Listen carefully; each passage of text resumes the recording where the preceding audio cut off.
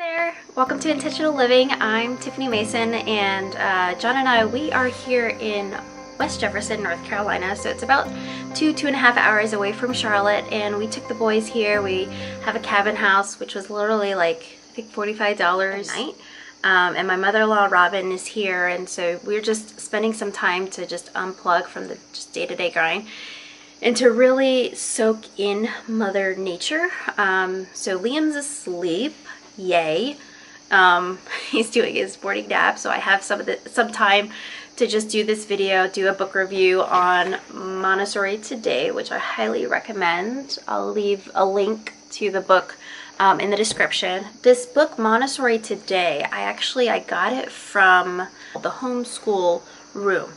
And it's all for homeschoolers. So what's awesome about this store, I'll have to do a video on it, but like with the store, they have 2 locations in Charlotte, and what's great about the Homeschool Room store is that like each section of the store is categorized in subjects. So there's like a history section of the store, there is a math, science, and so it's really great because it's also a consignment. So if you have things that you think homeschoolers can benefit from, you can go there and see if you could sell some of your stuff. So this book I got from the Homeschool Room, and let me see, it was originally $14.99, but I was able to get it at $4.99, which is awesome. And definitely recommend going to that store, the Homeschool Room. And so with this book, the reason why I got this book is because David started at the Charlotte Montessori School ever since he was 6 months old, and now he's almost 3.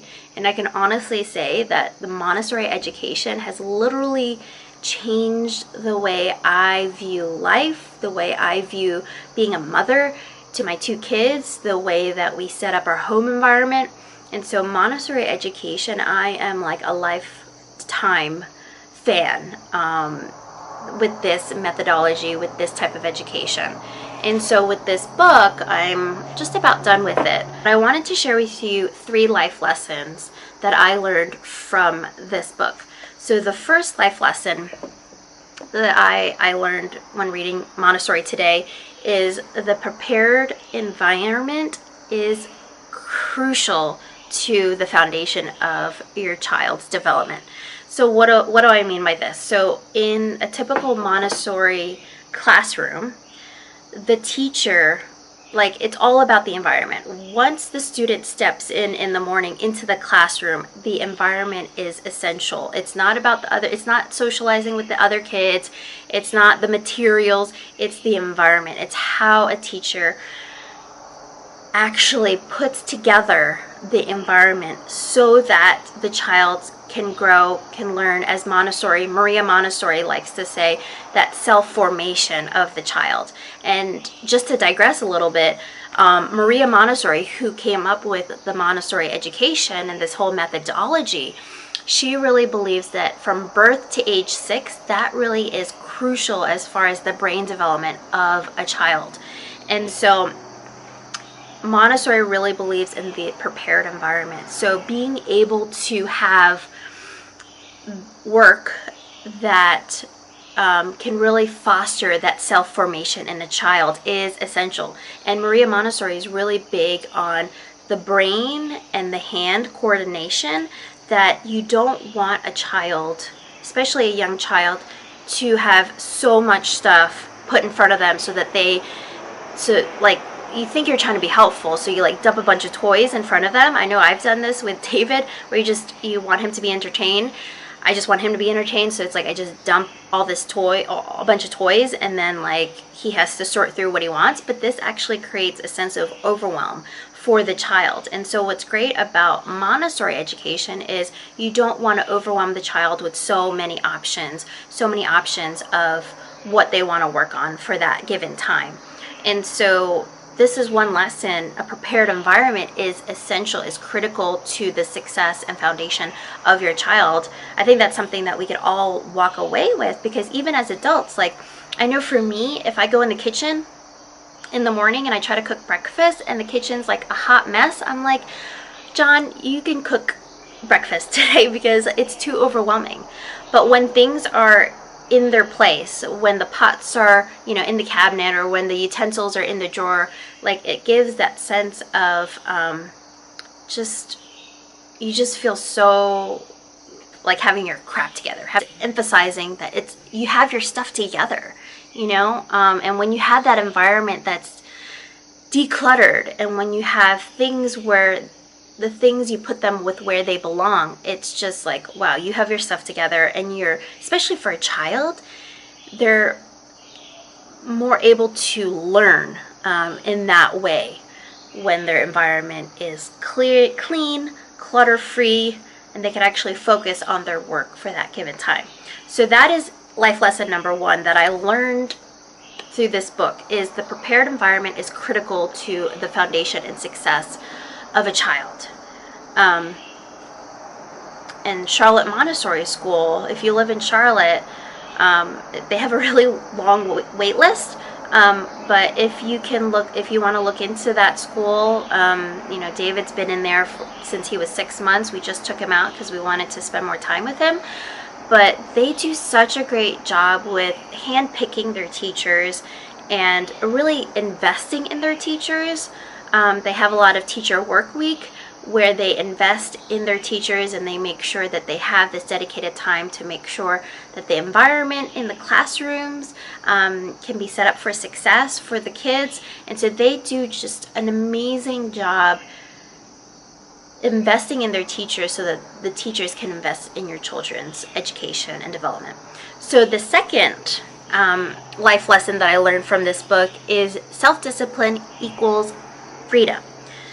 So when you think about that, it's like, oh, it's a no-brainer. Yes, you have to be disciplined if you want freedom, but it's so much harder to actually implement it, right? Like, if you want to run a marathon, you have to have the self-discipline to actually work out, to actually go running on a consistent basis.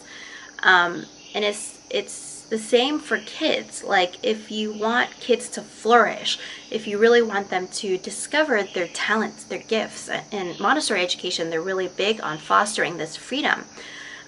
You have to have the self-discipline. So what's great about Montessori education is, like, in a classroom, everything is structured. Everything has a home. There is self-discipline. When the child walks into the classroom, they know, okay, there's works on in this part of the room, there's the bathroom, there's the toilet, there's the sink, this is where you have your food, your meals. And it's the same thing, like, if you want to have Montessori at home, which we're starting to put together, like his room, have things be more accessible, like in the fridge. If he wants to pour water in his own cup, we have that accessible for him at his level, so he can do that himself. Basically, helping your child help themselves. So I digressed a little bit, but the point is self-discipline equals freedom. So I had a coaching call this past week with a client where she wants to be more disciplined in working out. She has a 9-to-5 in Uptown Charlotte, and she's working for a startup, and her husband has his own business, but she wants to work out on a frequent basis, and she wants to run a marathon. So we had a coaching session around, well, what does it look like if you want to run a marathon on this date later this year? What steps do you need to take in order to feel prepared for that environment, for that race?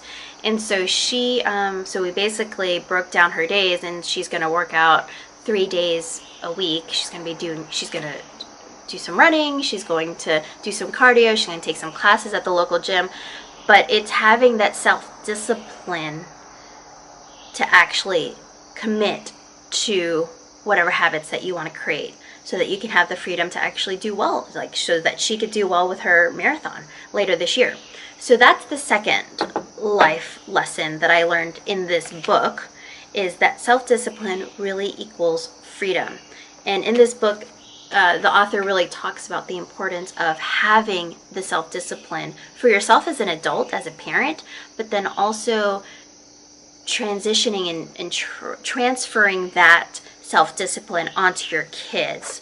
And this leads me into the third life lesson that I learned with this book, and it's decluttering your life, right? It's not just your physical environment, but it's also your mental and also on social media.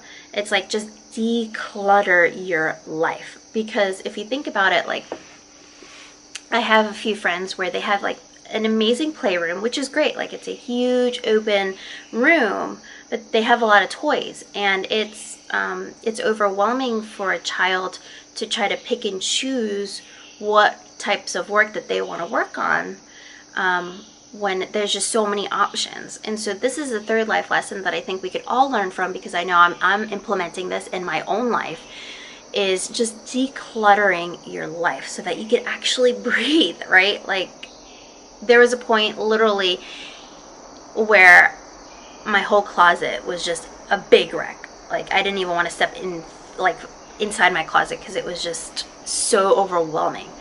And so that's the third life lesson that I learned in this book, is being able to declutter your life so that you can share this life skill with your children. And so that's I think that's the biggest lesson that I learned in this book. Montessori today is being able to have a prepared environment, but before you could have a prepared environment, you need to have the self-discipline to declutter your life. So it's like these three life lessons, they're so interconnected with one another. And so the main message that I want to share with you is declutter your life. It can be, physical, your physical environment. It can be your mental, like do some meditation in the mornings just to like set yourself up for the day. Do some yoga just to like move your body. And like start decluttering social media too, because I know we're going to do a weekly challenge all around decluttering social media. So removing yourself from groups that you don't want to be part of, or unfriending people that may be toxic in your life. And so we will definitely do a weekly challenge here on Intentional Living around decluttering your social media.